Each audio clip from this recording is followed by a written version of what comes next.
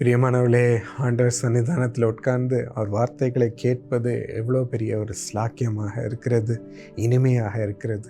தொடர்ந்து அப்படி கேட்டுக்கொண்டே இருப்போம். அதன்படி ஆண்டவர் கிரியைகள் நம் வாழ்க்கையில் இன்று நடக்கும் என்று விசுவாசிக்கிறேன்.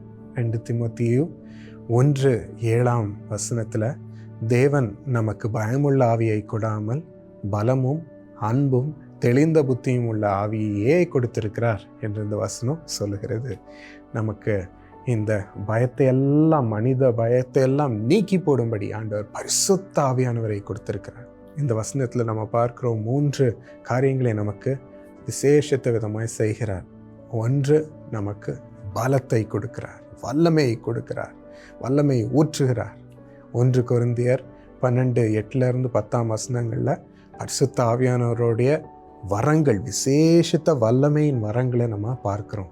ஞானம், அறிவென்னும் வரம், இன்னும் அற்புதங்களை நடப்பிக்கும் ஒரு வரம், சுகமளிக்கும் வரங்கள் மற்றும் தீர்க்க தரிசனம் உரைக்கும் வரம், நம்மை பலப்படுத்தும்படி ஆண்டவர் பாஷைகளை பேச வைக்கும் வரம், அது நம்மை பலப்படுத்துகிறது, சுத்திகரிக்கிறது.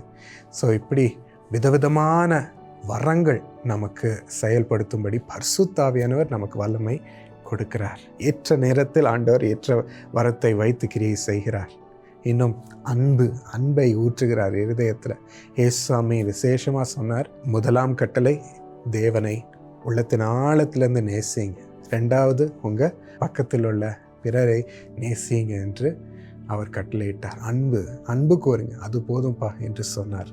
பரிசுத்த ஆவியானவர் தான் நம் ஒவ்வொருவரையும் நேசிக்க கிருபை தருகிறார். நம்மை பகைக்கிறவர்களையும் கூட நேசிக்கும்படி, அவர்களை எல்லாரும் தேவனுடைய பிள்ளைகளாக பார்க்கும்படி, நமக்கு எந்த குறையும் இல்லைப்பா, நம்ம பாட்டுக்கு நேசிச்சுட்டே போவோம் என்று பரிசுத்த ஆவியானவர் அப்படிப்பட்ட ஒரு மனபலனை கொடுக்கிறார், நம்மை நேசிக்க வைக்கிறார். கடைசியாக இதில் நமக்கு தெளிந்த புத்தியை கொடுக்கிறார். சோதனைக்குட்படும் நேரத்தில், பிசாசின் சோதனை பயங்கரமாக இருந்தாலும், இச்சையாக இருந்தாலும், நம்மளால் கண்ட்ரோல் பண்ண முடியாமல் இருந்தாலும், பாவ வீக்னஸ் அதிலே அவன் அழுத்தினாலும், அந்த நேரத்தில் ஆண்டவருடைய ஞானத்தை நமக்கு, ஆண்டவரை பற்றி நம்மை வெளிப்படுத்த, நமக்கு ஆண்டவருடைய வசனத்தை நினைவூட்ட, இன்னும் ஆண்டவருக்கு முன் பயபக்தியை நமக்கு கொடுக்க, நீதியாக இருக்கணுமே ஆண்டவருடைய பிள்ளை நான் என்று சொல்லி அவரை தெரிந்து கொள்ள அந்த சூழ்நிலையில் நமக்கு போராடி நினைவூட்டுகிறார், நமக்குள் உணர்த்துகிறார், நமக்குள் எழும்புகிறார். ஸோ பரிசுத்த ஆவியானவரை ஒவ்வொரு நாளிலும் உங்களுக்குள் எரிந்து கொண்டே இருக்க வைத்துக்கொள்ளுங்க.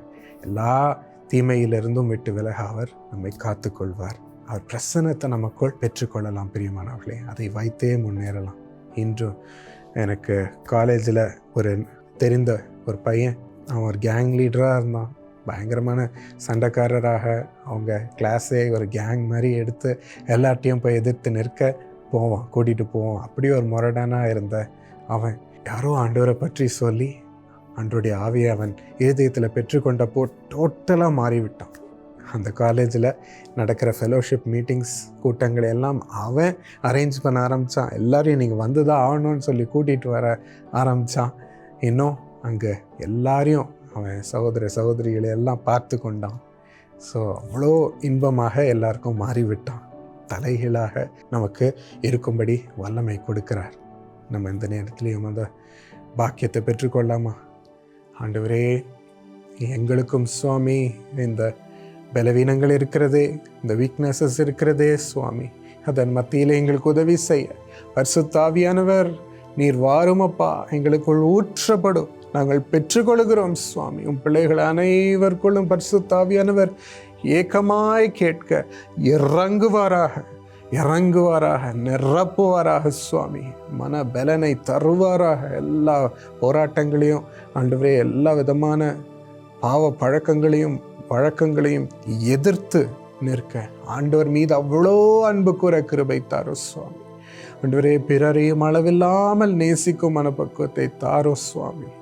எல்லார் மீதும் அன்பு கூற, அன்பின் செயல்களை செய்ய, அதை ஊற்ற, எல்லாரும் நம்முடைய அன்பையும் பிள்ளைகள் மூலம் ரசிக்க பரிசுத்த ஆவியானவர் பயன்படுத்துவீராக. நம்முடைய வல்லமையை வைத்தும் அற்புத கிரியைகளை படிப்பில் பயன்படுத்துவீராக. ஆண்டவரே, அவர்கள் தாளந்துகளில் பயன்படுத்துவீராக, காம்படிஷன்ஸில் பயன்படுத்துவீராக. உமக்கு நிற்கும் காரியங்களிலும் பயன்படுத்துவீராக சுவாமி. ஸ்தோத்திரம் அப்பா. பரிசுத்த ஆவியானவர் கரங்களுக்குள் பிள்ளைகளை ஒப்புக் கொடுக்கிறேன் இயேசுவின் நாமத்தில். ஆமென். God bless you my friends. தொடர்ந்து இந்த வீடியோவை லைக் பண்ணி நீங்கள் உங்கள் கமெண்ட்ஸையும் இதில் தெரிவித்து உங்கள் ஃப்ரெண்ட்ஸுக்கெல்லாம் இதை அனுப்புங்க. God bless you.